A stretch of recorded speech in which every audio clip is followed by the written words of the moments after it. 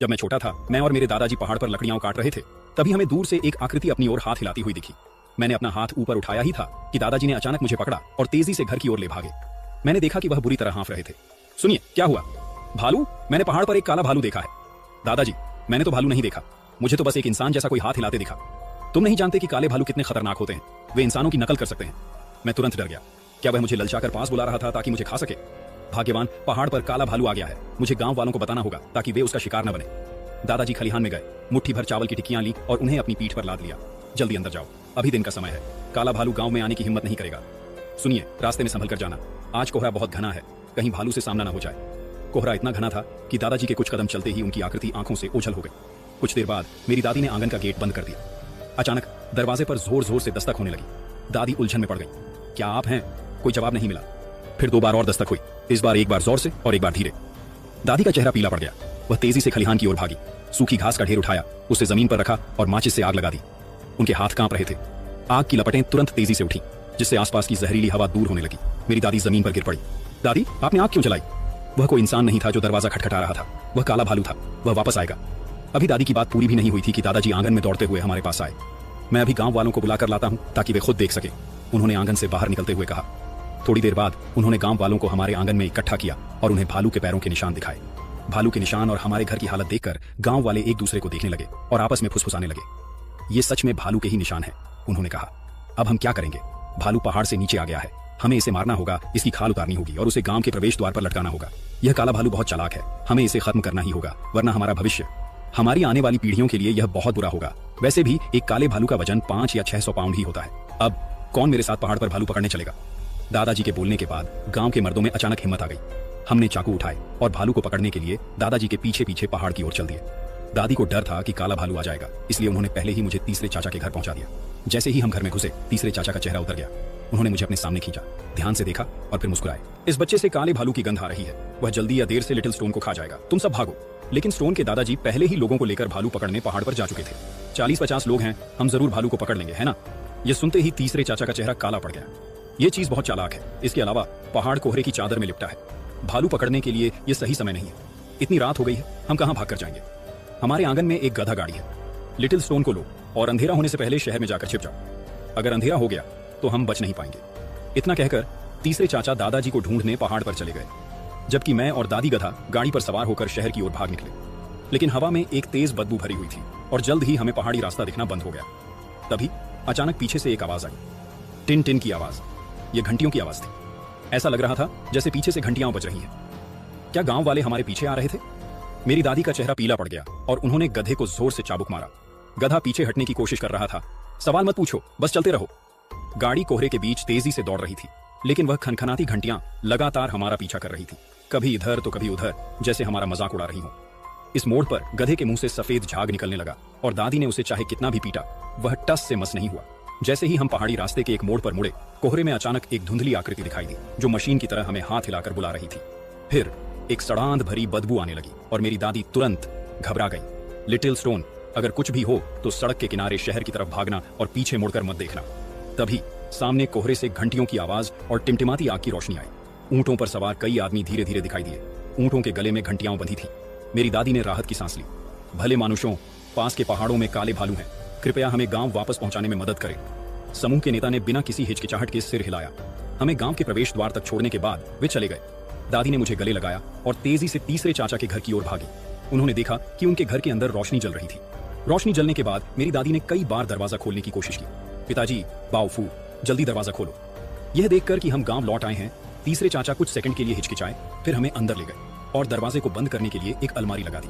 अंदर पहुंचते ही तीसरे चाचा ने तुरंत लाइट बंद कर दी। तुम लोग अचानक वापस क्यों आ गए? मेरी दादी ने आसपास देखा। रास्ते में हमारा सामना एक काले भालू से हुआ। काले भालू चालाक होते हैं।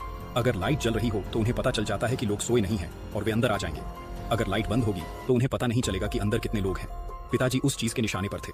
काले भालू से मिलना कितनी बदकिस्मती की बात है। तुम लोग वापस कैसे आए? खुशकिस्मती से हमें ऊंटों का एक काफिला मिल गया। ऊंटों पर सवार 5-6 लोगों ने हमें बचाया। दादी की कहानी सुनने के बाद तीसरे चाचा का चेहरा तुरंत गंभीर हो गया, जैसे वह किसी गहरी सोच में हो। मुझे थोड़ा बुरा लगा। अगली सुबह चेन शुई हाँफते हुए दौड़ता हुआ आया। वह चिल्लाया, सब खत्म हो गया, कुछ बहुत भयानक हुआ है। पहाड़ी शैतान ने लोगों को मार दिया है, 3 लोग मारे गए हैं। गांव वाले एक बड़े समूह में पहाड़ी शैतान की ओर बढ़े। जब वे उस जगह पहुंचे तो उन्होंने लाशें देखी। वे बाहरी लोग थे। मेरी दादी आगे झुकी और एक आदमी की ओर इशारा किया। ये वही आदमी है जिसने कल रात मुझे और लिटिल स्टोन को गांव वापस पहुंचाया था। वे ऊंटों के काफिले वाले लोग हैं, दादी ने कहा। जैसे ही उन्होंने अपनी बात पूरी की, गांव के सभी लोग उनकी ओर देखने लगे। फिर उन्होंने उन्हें बताया कि पिछली रात क्या हुआ था। मेरी रीढ़ की हड्डी में एक सिहरन दौड़ गई।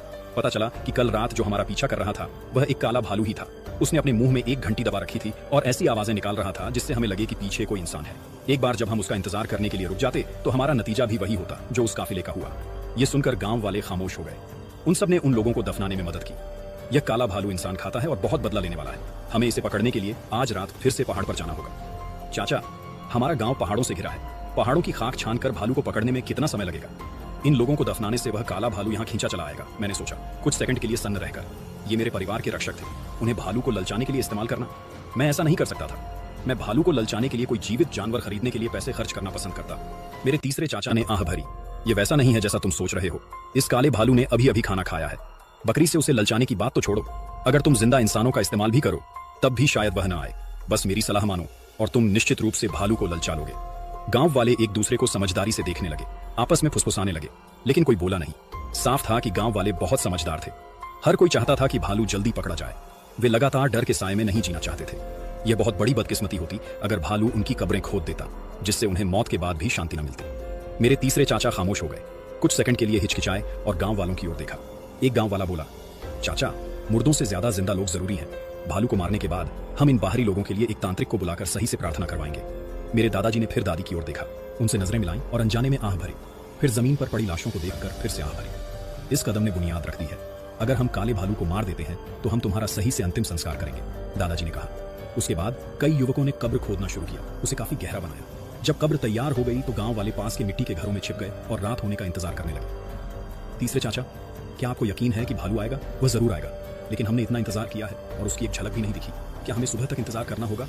मेरे तीसरे चाचा ने एक युवक को गुस्से से घूरा। आवाज मत करो, चुपचाप इंतजार करो। तभी हवा में एक सड़ांत भरी बदबू फैल गई। मेरा दिल गले तक आ गया। माँ, काला भालू यहाँ है। मेरी दादी ने अपने हाथ से मेरा मुंह बंद कर दिया। मिट्टी के घर में हर कोई सतर्क हो गया। उनकी आंखें खिड़की पर टिकी थी। मुझे स्वाभाविक रूप से डर लगा और मैं दादी के और करीब चिपक गया। उन्होंने मुझे गोद में उठा लिया और मैंने खिड़की से बाहर देखने की कोशिश की। मैंने देखा कि काला भालू जंगलों से बाहर निकला। उसका सिर झुका हुआ था, वह जमीन सूंघ रहा था और गले से अजीब आवाजें निकाल रहा था। वह कब्र के टीले से लगभग 7 या 8 मीटर दूर था। अचानक वह रुक गया। काला भालू आगे क्यों नहीं बढ़ रहा था? क्या उसने कब्र का टीला नहीं देखा था? चाचा सांड ने सिर हिलाया। उसने इसे बहुत पहले देख लिया था। अभी चाचा सांड की बात खत्म भी नहीं हुई थी कि काले भालू ने अचानक रफ्तार पकड़ी और कब्र के टीले की ओर झपटा। बस कुछ ही सेकंड में उसके पंजे टीले पर जा लगे। तैयार हो जाओ, काले भालू को पकड़ो। गांव वालों के हाथों में चाकू और लाठियां थीं, लेकिन कोई बोला नहीं। वे सभी काले भालू से बुरी तरह डरे हुए थे। किसी को बोलते ना देख वे समझ गए कि उन्हें आज रात ही भालू को पकड़ना होगा। अगर वह भाग गया तो पूरे गांव की शामत आ जाएगी। अपने हथियार तैयार रखो, भालू को पकड़ने मेरे पीछे आओ। मेरे दादाजी ने कुल्हाड़ी पकड़े हुए रास्ता दिखाया। चलो आओ। गांव में दादाजी की अभी भी कुछ ढाक थी। उनके चिल्लाते ही हाथ में चाकू लिए युवक उनके पीछे दौड़ पड़े। वे जल्दी से कब्र के टीले के पास पहुंचे, अपने चाकू थामे और काले भालू की ओर देखा। तभी भालू का सिर कब्र से बाहर निकला और उसने आदमियों को उठाकर फेंक दिया। वह भालू, जो कम से कम 2 मीटर ऊंचा खड़ा था, दहाड़ा। ऐसा लगा जैसे उसने जानबूझकर मेरे तीसरे चाचा की ओर एक नजर डाली और फिर मुड़कर जंगल की ओर भाग गया और पलक झपकते ही गायब हो गया। तीसरे चाचा, जो ट्रैफिक पुलिस वाले थे, बोले, जल्दी उसका पीछा करो, खून के निशानों के पीछे जाओ, उसे भागने मत देना। गांव वालों ने तीसरे चाचा के निर्देशों का पालन किया और पहाड़ पर पीछा किया। उन्होंने पूरी रात तलाश की, लेकिन काले भालू का कहीं पता नहीं चला। सब खत्म हो गया, सब खत्म हो गया, सब भाग जाओ, जितनी दूर जा सको भागो। गांव वाले एक दूसरे को चुपचाप देखने लगे और अच्छे की उम्मीद करने लगे।